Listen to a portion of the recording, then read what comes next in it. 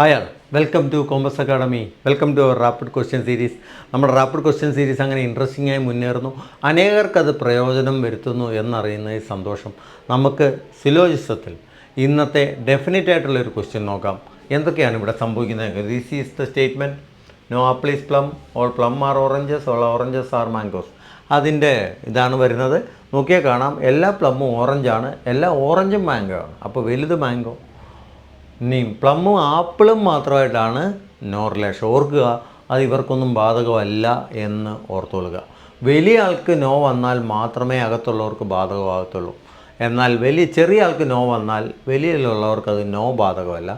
പക്ഷേ അവർക്കൊരു indirect some not വരാം. അതിനകത്ത് നമുക്കിത് നോക്കാം.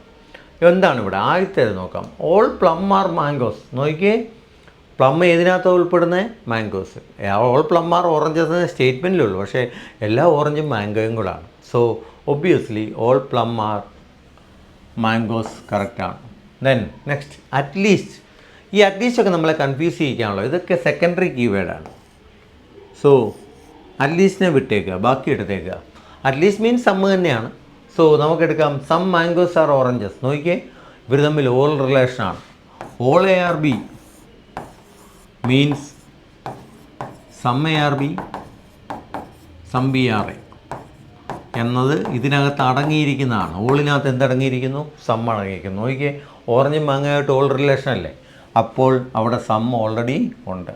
സോ അത് പ്രകാരം ഇത് ശരിയാണ്.